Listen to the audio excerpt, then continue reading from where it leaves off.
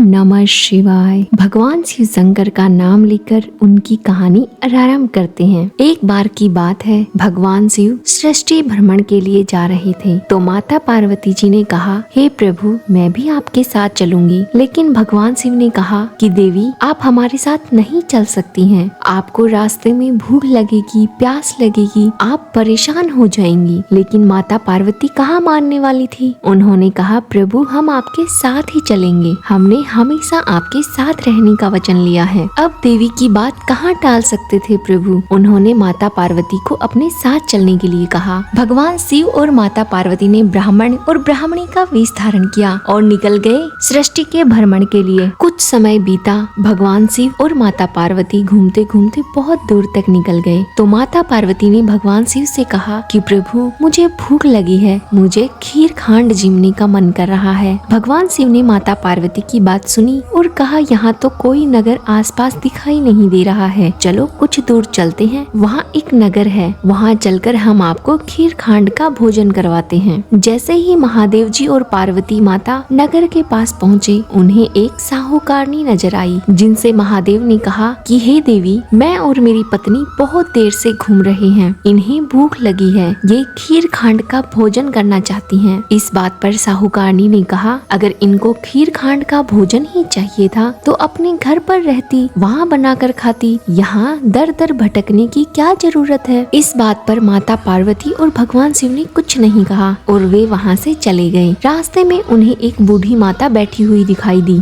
भगवान शिव और माता पार्वती उनके पास गए और कहा, हे बूढ़ी माँ, मैं और मेरी पत्नी बहुत देर से भटक रहे हैं, मेरी पत्नी को बहुत भूख लगी है और वो खीर खांड का भोजन करना चाहती हैं। बात सुनकर बुढ़िया ने कहा, बस इतनी सी बात, चलो मैं बना देती हूँ। बूढ़ी माँ अंदर गई और एक लोटा और एक बर्तन हाथ में लेकर निकलने लगी। महादेव जी ने पूछा, माता कहाँ जा रही हैं? तो बूढ़ी माँ ने बताया कि वो खीर के लिए दूध और चावल मांगने जा रही हैं। इस बात पर महादेव जी ने कहा कि आप अपनी कुटिया के अंदर जाकर देखें, आपको दूध से भरे हुए बर्तन और चावल से भरे हुए बर्तन मिल जाएंगे। बूढ़ी माँ अंदर गई, उन्होंने देखा तो सच में दूध की बाल्टी भरी हुई थी, चावल की परात भरी हुई थी और खीर बनाने के लिए लकड़ियाँ भी रखी हुई थी। बूढ़ी माँ ने देरी ना करते हुए खीर चढ़ा दी। खीर बन भी गई। उन्होंने माता पार्वती और महादेव जी को भोजन कराया, लेकिन खीर बहुत सारी बच गई थी। तो बूढ़ी माँ ने कहा कि हे ब्राह्मण देवता, अब मैं इस खीर का क्या करूं? मेरा तो कोई परिवार भी नहीं है, ना ही नगर के लोग मुझसे बातचीत करते हैं, मैं किसे खिलाऊंगी? तो ब्राह्मण के वेश में बैठे महादेव जी ने कहा कि माँ जी आप अपनी आंखें बंद कीजिए।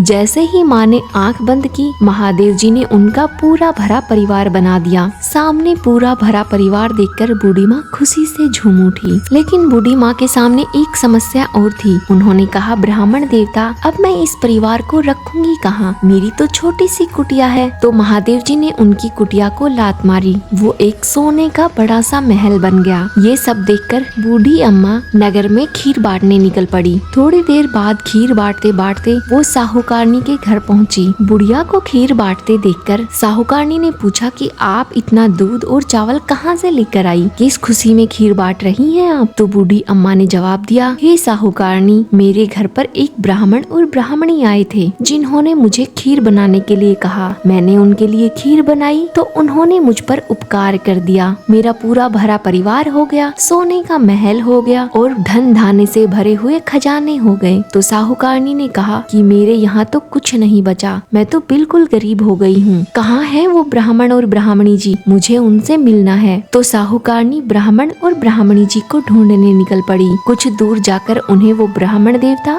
और ब्राह्मणी जी मिल गए। साहूकारनी ने ब्राह्मण से कहा, हे ब्राह्मण देवता, मेरा सारा धन धान्य कहाँ चला गया? और जो बुढ़िया थी जिसके पास कुछ नहीं था, उसके पास इतना धन कहाँ से आया? कहीं आपने मेरा धन उन्हें तो नहीं दे दिया? इस बात पर ब्राह्मण देवता थोड़े से मुस्कुराए और कहा, नहीं, बुढ़िया ने जो किया उसका पुण्य उसे मिला, आपने जो किया उन कर्मों का फल आपको मिला। इस बात पर साहूकारनी गिड़गिड़ाने लगी और ब्राह्मण देवता के पैर पकड़ लिए। तो ब्राह्मण देवता से साहूकारनी का दुख देखा नहीं गया। ब्राह्मण देवता ने कहा, आपके घर पर कभी अनाज की कमी नहीं होगी, लेकिन आपके भंडार भी भरे नहीं रहेंगे। आपकी जरूरत के अनुसार आपके घर में सब कुछ होगा, लेकिन आप पहले की तरह साहूकारनी नहीं रहेंगी। हे ब्राह्मण देवता यानी कि हे शिवजी भगवान और माता पार्वती जी, आपने जैसा बूढ़ी अम्मा के साथ में किया वैसा सबके साथ कीजिएगा। जैसा साहूकारनी के साथ हुआ वैसा किसी के साथ ना हो। कहानी अधूरी रही हो तो इसे पूरा कीजिएगा